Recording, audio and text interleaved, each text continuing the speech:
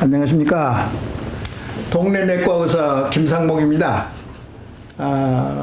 뇌짱으로 삽시다 10번 강의 제 31강을 시작하겠습니다. 전번 강의에서 자아자부심의 강론 하다가 멈췄는데요.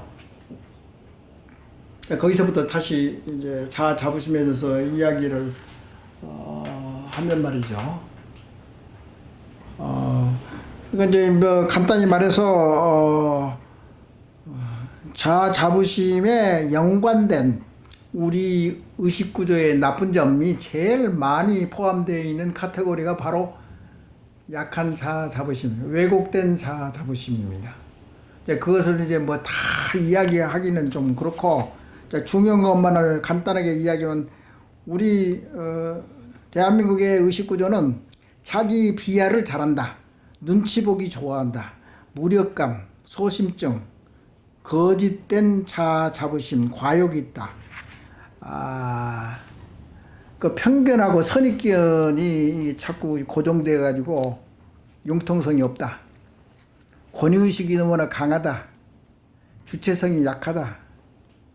아부근성이 있고, 또 허세와 뭐 자기, 이게 이제 한국병이라는 것은 이제 카테고리를 만드는 데 있어서 서로 중복되는 이제 카테고리가 많아요. 그래서 그것은 이제 이런 부분도 있고 저런 부분도 있고, 자아자부심이 약한 이제 부분이 있고, 그 다음에 감정 조절이 잘 안 되는 그런 이제 면이 있고, 그래서 이렇게 중복될 수 있습니다. 그 다음에 헛된 기대감에 사로잡혀 한탕주의, 의존심이 하고 운명과 숙명에 맡긴다. 또 자기나 사회를 과소평가하고 과대평가한다. 소극적이고 비판적인 의식구를 가지고 있다. 서열병에 약하다. 뭐 학연, 지연, 혈연 그거 있지 않습니까? 그런 것은 개인의 자아자부심에 강한 사람은 그게 눈을 뜨지 않습니다. 상관이 없어요.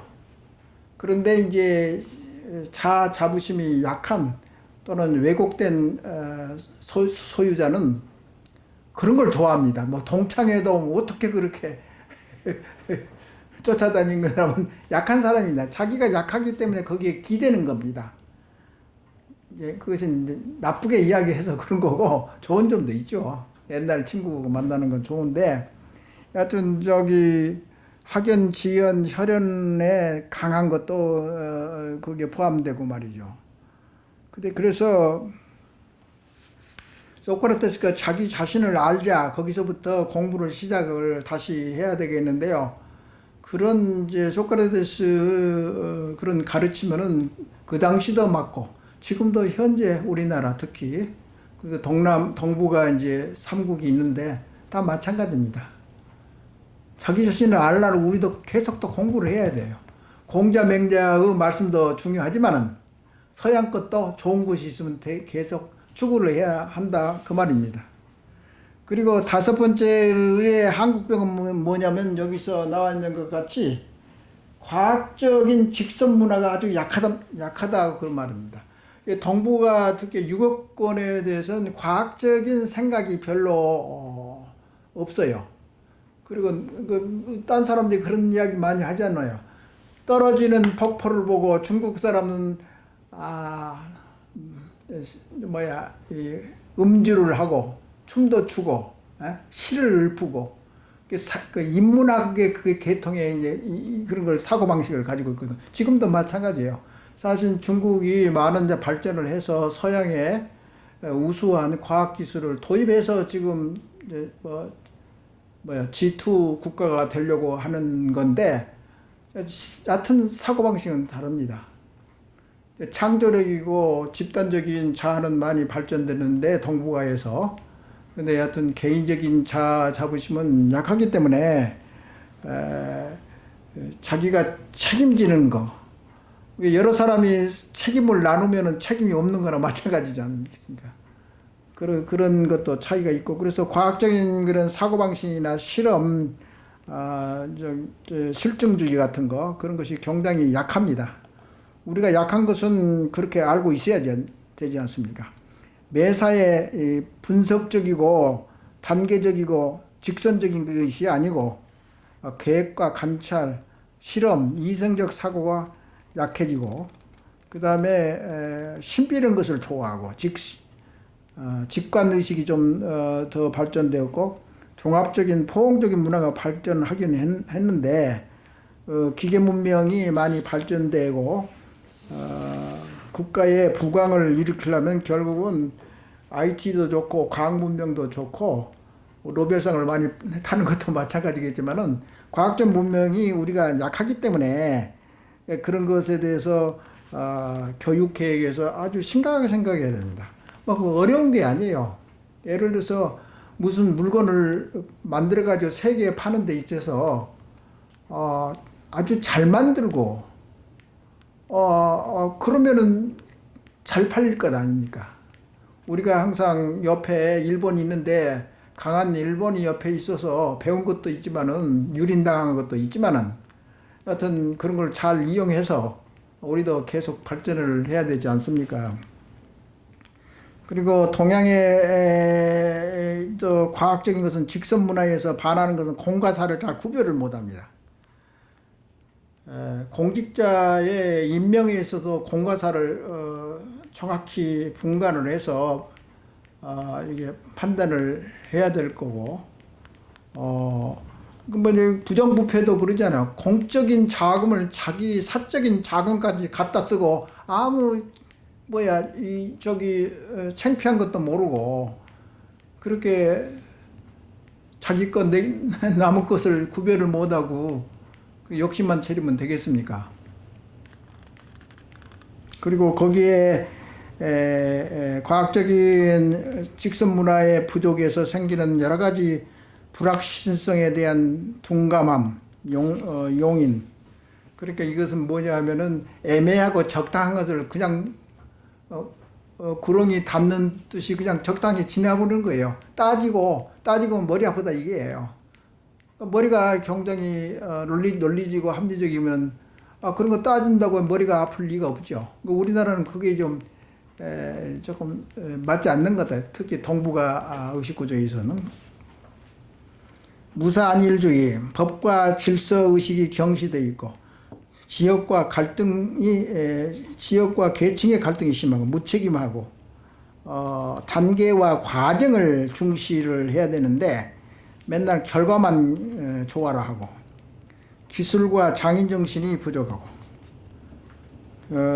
기득권자의 죄의식과 책임의식을 많이 발전시켜야 되는데 이런 것들이 이제 과학 직선 문화가 발전되지 않아서 생기는 여러 가지 한국병의 예를 들었습니다. 근데 마지막으로 한국병에 있어서 민주와 합리주의가 약하다. 근데 저의 생각은 지금도 우리 학교의 교육에 있어서 토론과 대화 문화가 아주 발전되지 못해가지고 이제 이런 것에 대해서 민주주의와 합리주의에 대한 독립적인 긍정적 개체 성장에 많은 장애가 일어나고 있습니다. 그런데 이제 이런 민주적이고 합리적인 것은 자유와 평등, 자율, 독립성, 주체적이고 자주적인 상태에서. 그런데 이제 장기적인 스스로 결정을 창의적이고 도전 정신으로 하려는 그런 것도 자꾸 약해지고 말이죠. 그래서 우리가 딴 사람 비난하고 권리 주장만 할 게 아니라 책임과 의무를 가지고 민주주의를 발전하고, 민주주의에 우리가 많이 발전한 것은 예를 들어서 일본보다는 우리가 더 나은 것 같아요. 우리 민주는 적어도 정신적인 민주화는 발전했죠. 우리 힘으로 우리 민주 정신을 많이 발전시켰습니다. 근데 일본은 민주주의가 없습니다. 지금도 없어요. 국민에게서는 적어도. 그래서 우리가 정치 투쟁을 해가지고 우리가 어렵게 만들어낸 민주의식이랄지 정치적인 민주화는 우리가 상당히 월등합니다. 동북아에서 제일 발달된 민주의식을 가지고 있다고 할 수 있고, 그것에 따라서 의식이 발전되면서 합리주의도 많이 발전하게 되겠죠. 그래서 지금까지 한국풍 6가지 이렇게 지루하게 나쁜 점을 이야기하는 것은 당연합니다.